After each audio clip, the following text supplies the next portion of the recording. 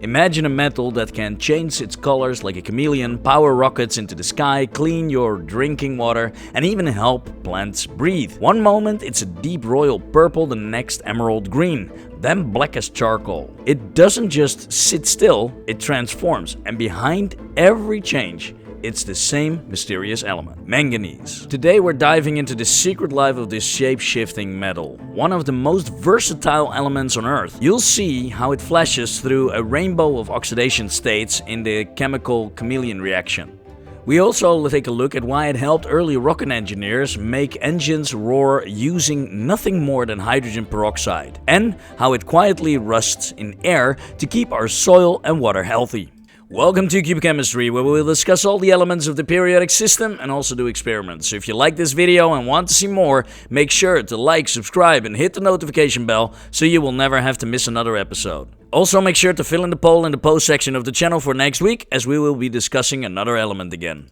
Now, about a year ago we did an episode about manganese, but back then we did not have this extremely popular segment, Can You Lick It?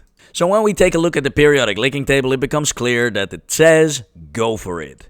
Now you could technically lick a piece of pure metallic manganese without suffering an immediate chemical burn or poisoning, because the solid metal is not very soluble and does not easily react with water or saliva. In other words, your tongue wouldn't suddenly dissolve it or release a toxic amount of manganese ions in a single contact. However, you should not lick it, because the surface of manganese metal quickly becomes covered with oxide layers and dusts that can irritate or harm you if swallowed. In addition, laboratory or industrial metal samples may contain impurities from other toxic metals, and tasting laboratory materials always breaks standard safety and hygiene rules.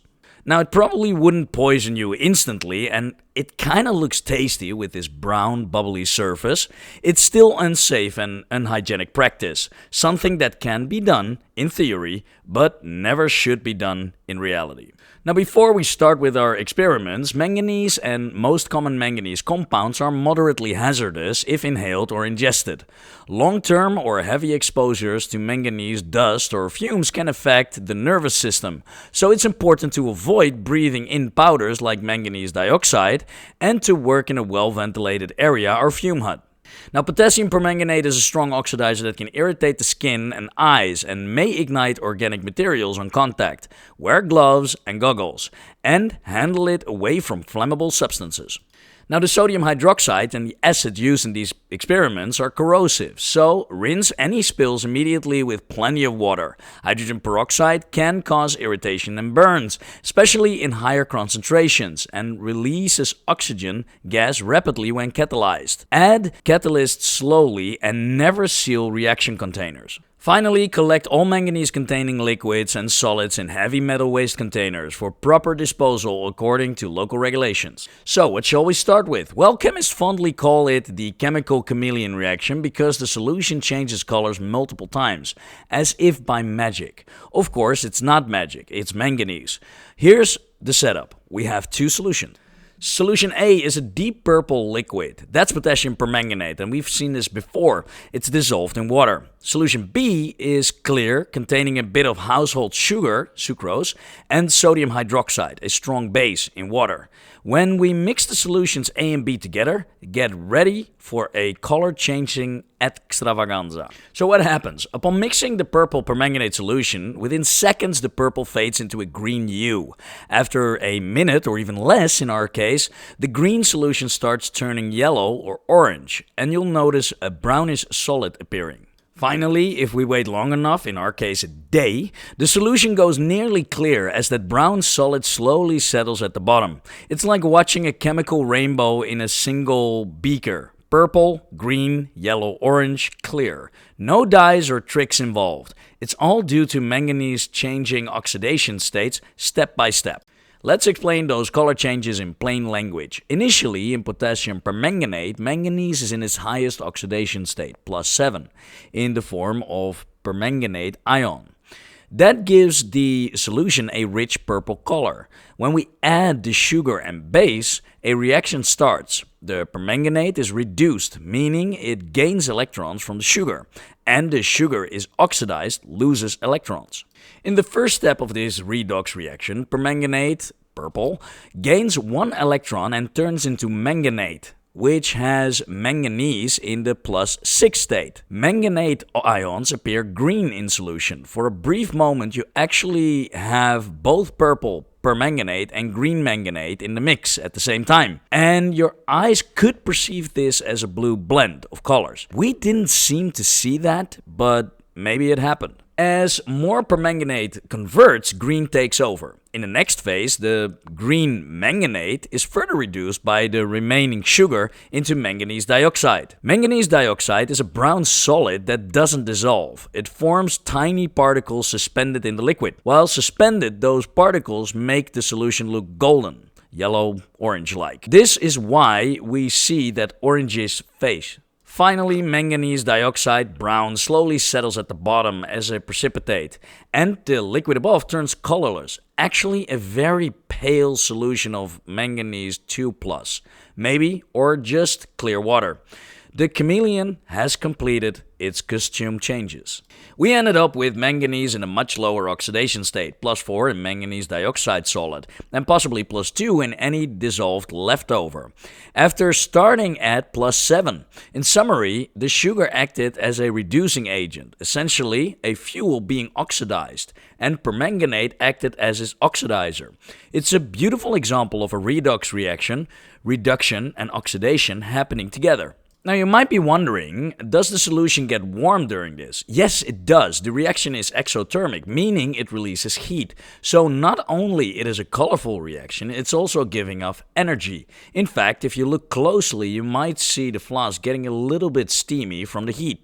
No wonder this demo is popular in chemistry classes. It has visual drama and illustrates important concepts like exothermic redox reactions. For safety, we wear goggles and gloves. Potassium permanganate and sodium hydroxide aren't things you want on your skin. Plus, hot liquids can splatter. But done properly, it's a spectacular and safe demonstration of chemistry. This multicolor manganese reaction has been fascinating chemists for centuries. Potassium permanganate itself was first made way back in 1659 by a German-Dutch alchemist named Johann Rudolf Glauber.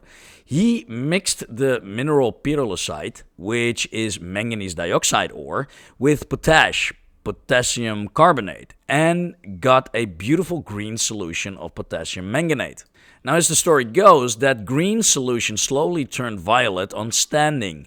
That was potassium permanganate being formed. Manganese going from +6 to +7. Glauber essentially discovered the vivid colors of manganate and permanganate by accident. Later, in the 1800s, potassium permanganate became a household chemical. A London chemist named Henry Bolman Condy started selling it as a disinfectant around 1857, calling it Condy's fluid or Condy's crystals. It was used to sterilize water and treat wounds. Imagine a purple antiseptic solution, because permanganate is a strong oxidizer and it kills bacteria. Now, it wasn't very stable at first, but Condy improved the recipe, and for a time permanganate was a go-to germ killer. Even World War I medics had potassium permanganate in their kits to disinfect wounds and treat poisoning. So the same chemical that we just used to create a rainbow in a beaker was once widely used to purify water and as a medicine. The Chameleon reaction vividly shows manganese in 3 oxidation states: +7, purple, +6, green, and +4, brown. It turns out that each of manganese's common oxidation state has distinct colors or uses. In everyday life, you probably encountered some of them. Permanganate +7 is purple. Though you hopefully don't use Condy's crystals on wounds nowadays, potassium permanganate is still used in water treatment, for example to remove that rotten egg smell of hydrogen sulfide from well water. Now, we've talked about this in a previous video, this one, but hikers and campers sometimes carry permanganate tablets to purify water or even to start fires by mixing it with glycerin. It ignites. In chemistry labs, permanganate is used in titrations, analytical tests, because of its intense color. When it reacts and reduces to manganese +2, nearly colorless, you get a sharp visual endpoint. It is also used as an oxidizing agent to break down organic molecules, for instance to test for double bonds in the Bayer's test, where purple permanganate turns colorless if it oxidizes an alkaline. Manganese dioxide plus 4, brown-black, this is the brown solid that we got at the end of the Chameleon reaction. You might not realize it, but manganese dioxide is everywhere in daily life. The alkaline batteries in your flashlight or your remote control use manganese dioxide as a cathode material. When the battery delivers power, manganese dioxide is reduced to a slightly lower oxide, manganese 3+, as it takes the electrons. So essentially your batteries work because of manganese is swapping oxidation states and allowing electrons to flow. Historically, manganese dioxide is also the glassmaker soap. As early as ancient Egypt, glassmakers added manganese dioxide to molten glass to remove that green tint caused by iron impurities. In small amounts, manganese dioxide makes the glass appear colorless by oxidizing iron 2 to iron 3 and by imparting a faint purple that cancels out green. If you've seen old antique glass that turned purple over a century in the sun, that's because it had manganese in it, which slowly caused the glass to solarize purple due to UV light. A little manganese can make glass clear, but too much and UV will reveal a purple hue. So manganese colorful chemistry isn't just for show, it's been used in art, industry, and technology for a long time. Manganese compounds plus 2, pale pink, we didn't explicitly see it, manganese plus 2, in the Chameleon demo, except maybe as a final product in the solution. But manganese in the plus 2 state is usually almost colorless and very pale pink. Manganese 2 is found in some minerals and even in our bodies as a nutrient. In everyday life, manganese 2 sulfate might be used in fertilizers or vitamins, but one fun example, the pink color of rosé quartz and the purple of amethyst gemstones, often come from traces of manganese in the plus 2 or plus 4 states in the crystal structure. So even the colors of some gemstones are courtesy of manganese. Now for a second experiment, we're going from elegant color changes to an explosive decomposition. Don't worry, it's controlled. We'll see manganese acting as a catalyst, a substance that make a reaction go faster without being used up. The reaction in question is the decomposition of hydrogen peroxide. Now you might know hydrogen peroxide as the fizzling antiseptic from your first aid kit or the stuff some people use to bleach their hair. But in concentrated form, H2O2, hydrogen peroxide, is also a rocket propellant. We are going to demonstrate how manganese dioxide helps break hydrogen peroxide apart at lightning speed, unleashing a rush of oxygen gas. Now this experiment will connect the humble drugstore peroxide to the thrilling history of rocketry, showing why manganese and a few other catalysts make it possible.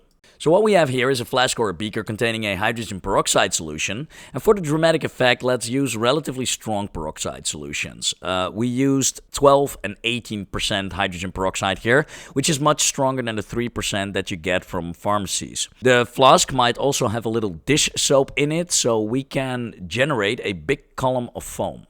Now, if you're a little bit familiar with chemistry, you probably recognize this already as the elephant's toothpaste trick when done with other catalysts. Now, on the weighing paper, I have a scoop of manganese dioxide powder. It's a fine black powder. Manganese dioxide is actually the same chemical we produced as a brown solid in experiment 1, just dry and purified. For example, you can get it from used batteries or chemical supply. Now, I dropped the manganese dioxide powder into the peroxide solution, and here you can see what happened. Now, the moment the black powder hits the liquid, bubbles of gas start erupting vigorously. It's like the peroxide is boiling, except it's not hot at first. Those are bubbles of oxygen gas being rapidly produced. If we add a dish soap, like we did in this case, a massive foam starts shooting out of the container, making a tall foam column, hence elephant toothpaste.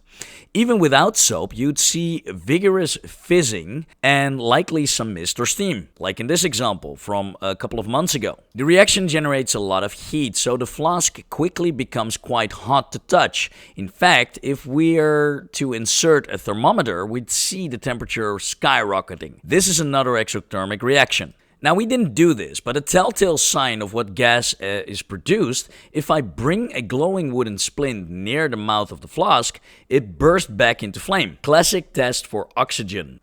We have effectively unleashed oxygen from the hydrogen peroxide with manganese dioxide as a trigger. So what's happening chemically? Well, hydrogen peroxide has the formula H2O2. It's basically water with an extra hydrogen atom, and it's unstable. It wants to break down into water and oxygen again. In fact, pure hydrogen peroxide will slowly decompose on its own over time, which is why bottles of peroxide have vented caps and expiration date. But normally this breakdown is slow because it needs the right conditions or surfaces to get going. That's where the catalyst comes in. Manganese dioxide provides a surface and an active chemical interface that helps peroxide molecules split apart much faster. Here we got the simplified reaction. Now, in this reaction, manganese dioxide is not consumed in the process. You can think of it as providing a shortcut pathway for the reaction. In technical terms, manganese dioxide lowers the activation energy for peroxide decomposition. To the naked eye, it looks like the manganese dioxide caused the peroxide to explode into foam. But afterwards, the manganese dioxide is still there. It might get dispersed or somewhat coated with byproducts, but remains manganese dioxide. Now, in our experiment, you might see black flecks of manganese dioxide carried out with the foam, but they're unchanged chemically.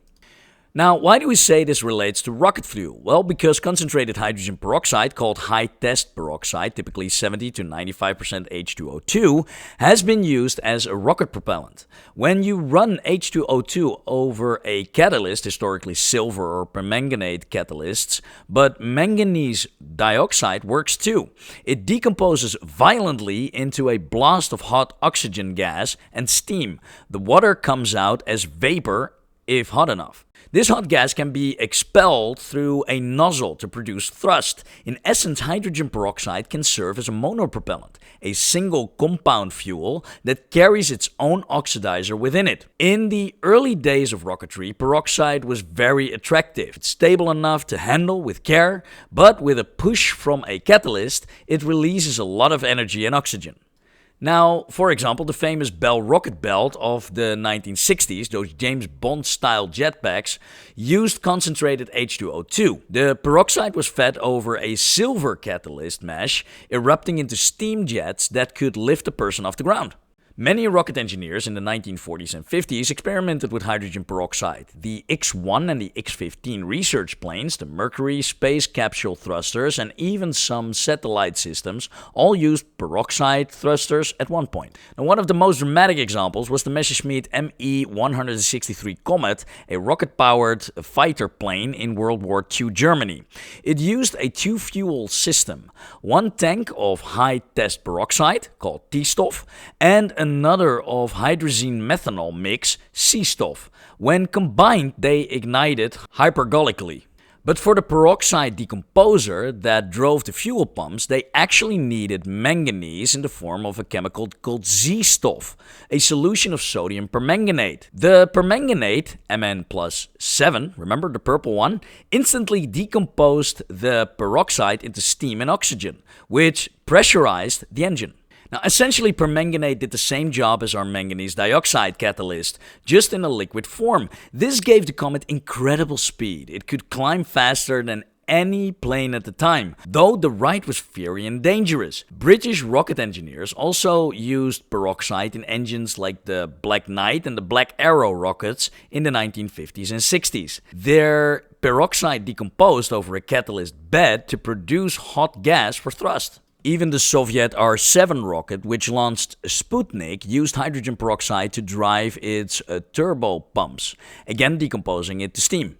Now, this all happens because hydrogen peroxide, when helped by a catalyst, packs a punch. We can rightfully say hydrogen peroxide was the first major rocket fuel. Monopropellant. However, you might also have noticed that we don't hear about hydrogen peroxide in modern big rockets. Why? It turns out hydrogen peroxide, while effective, isn't the best rocket fuel long term.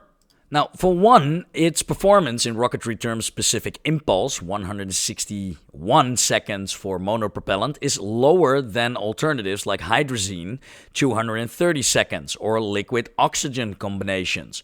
Peroxide's decomposition is powerful but not as energy rich as burning fuels with liquid oxygen. Secondly, hydrogen peroxide can be hazardous to store and handle. It reacts with any impurities and can decompose unpredictably if not kept stable.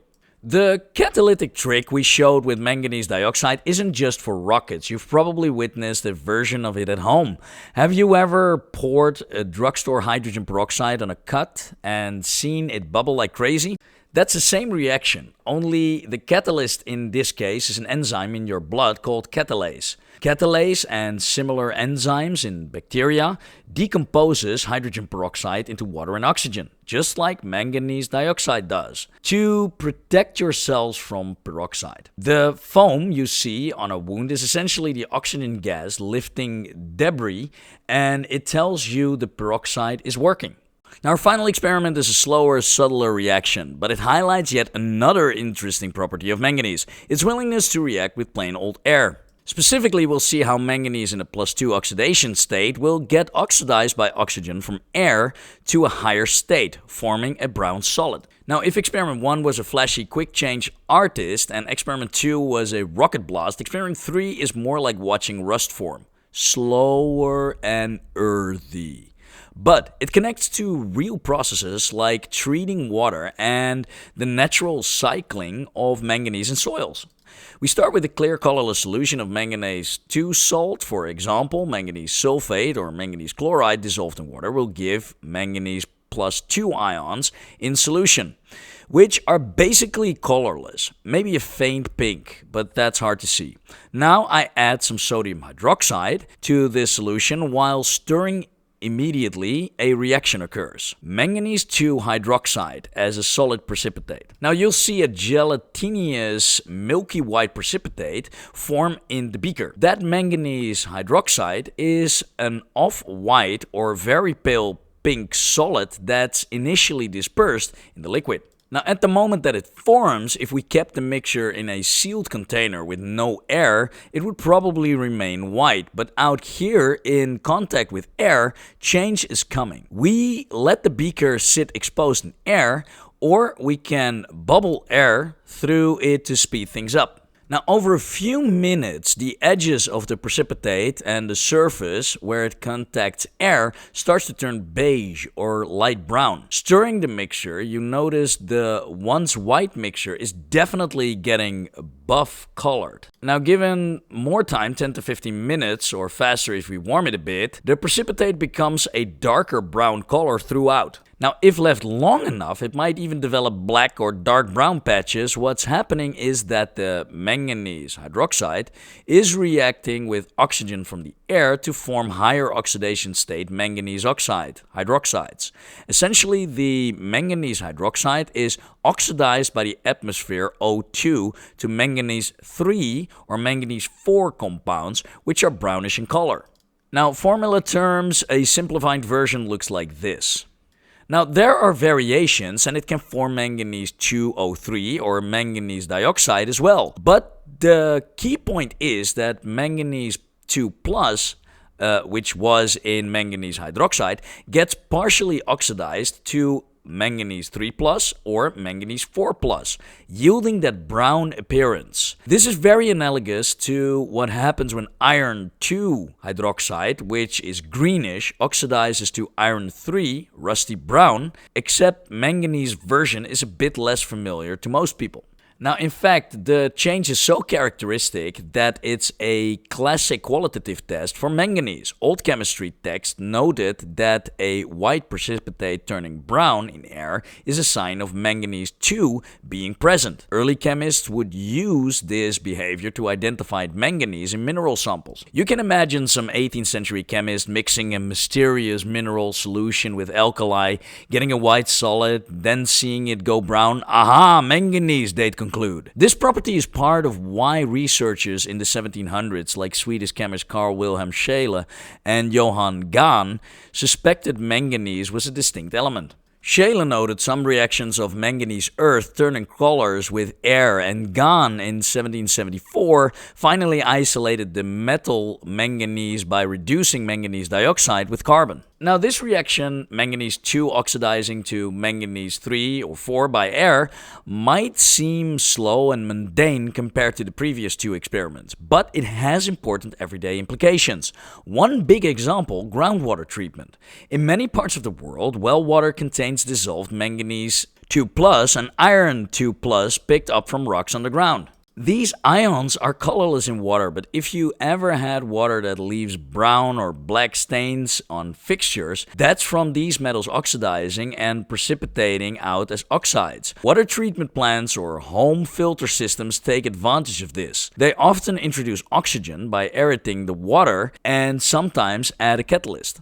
Now for manganese, as mentioned, manganese dioxide coatings or filter media will catalyze the oxidation of manganese 2 plus to manganese dioxide, a solid. Essentially, they force the same reaction we saw, but quickly and on a filter. So the brown manganese oxide form and get trapped. The result? Clear water coming out at the end and had the manganese removed. No more black stains or health concerns. These filters periodically get backwashed to flush out the brown oxides and can be regenerated with a bit of permanganate to refresh the manganese dioxide coating. If you have a home well filtration system, green sand or similar, you're literally using manganese air oxidation chemistry to clean your water. Another everyday angle, manganese in soil and nature goes through similar redox cycles. Certain bacteria can actually oxidize manganese 2 plus to manganese dioxide as part of their metabolism, forming dark deposit. Conversely, in low oxygen environments, manganese 4 in manganese dioxide can be reduced back to manganese 2 plus, which dissolves, moving through soil and water. So the brown manganese rust can appear or vanish depending on environmental conditions.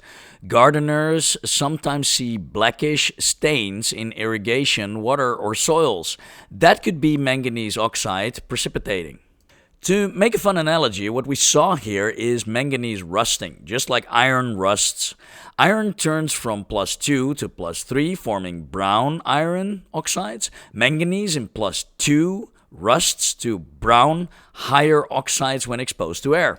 In our experiment, the manganese hydroxide was like manganese's version of fresh iron filings ready to react, and the air slowly did the job that time, or catalyst, did faster in previous experiment. It's slower, but you can visibly notice the change from white to brown, which is pretty neat for a simple setup with just air as its oxidizer. Now, the air oxidation of manganese 2 was noted by early chemists as mentioned. It's part of why manganese compounds were confusing sometimes. They'd get contaminated with oxygen and turn color, leading alchemists to think they had different substances. Once the concept of oxidation became known, it made sense. Interestingly, one of manganese's old names was manganese black, magnesia nigra, referring to the black-brown oxide, manganese dioxide, it forms. The ancient glassmakers' use of manganese dioxide to neutralize color was known, but they didn't know about oxidation states. They just knew that adding black magnesia made glass clear or slightly purple. Only later did scientists like Scheele figure out that these color changes were due to the same element in different states. In modern times, aside from water treatment, the principle of oxidizing manganese 2 plus to manganese dioxide is used in some battery recharge reactions and cathodic protection in pipelines, though that is more niche.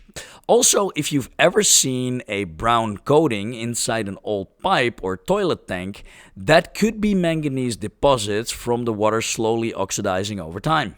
So, after all these experiments, the color-changing chameleon, the foaming rocket reaction, and the slow rust in air, it's fair to ask, why manganese so perfect for all of this? Why can this element perform so many roles? Artist, catalyst, and workhorse, when most metals can only do one or two. The secret lies in manganese's electron structure and its place in the periodic table.